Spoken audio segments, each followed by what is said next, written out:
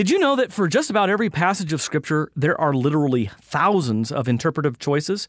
For example, if you asked 1,000 people to comment on a particular Bible passage, you'd likely get a lot of different answers. But think about how the answers might differ if you asked people from other parts of the world or from other time periods.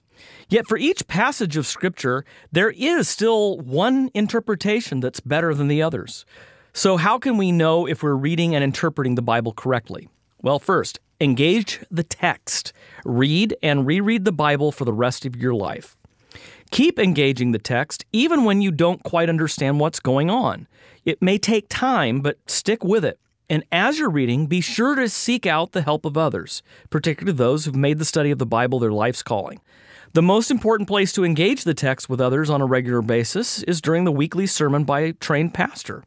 Weigh his words carefully, and as with visits to the doctor, sometimes it may become necessary to get a second opinion. Second, avoid thinking that the view you were raised with is somehow closest to the truth.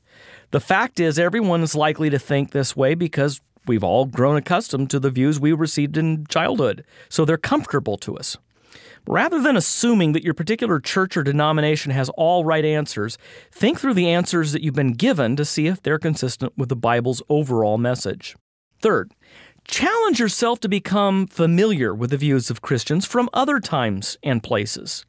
None of us comes to the Bible with a blank slate. Consciously or subconsciously, we've all been influenced by the views of others. So it's best to at least be aware of what those influences are.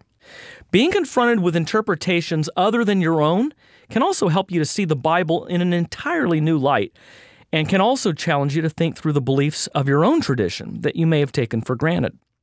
Fourth, don't ask, "What does this mean to me?" until you've asked, "What did this mean to the original readers or hearers?"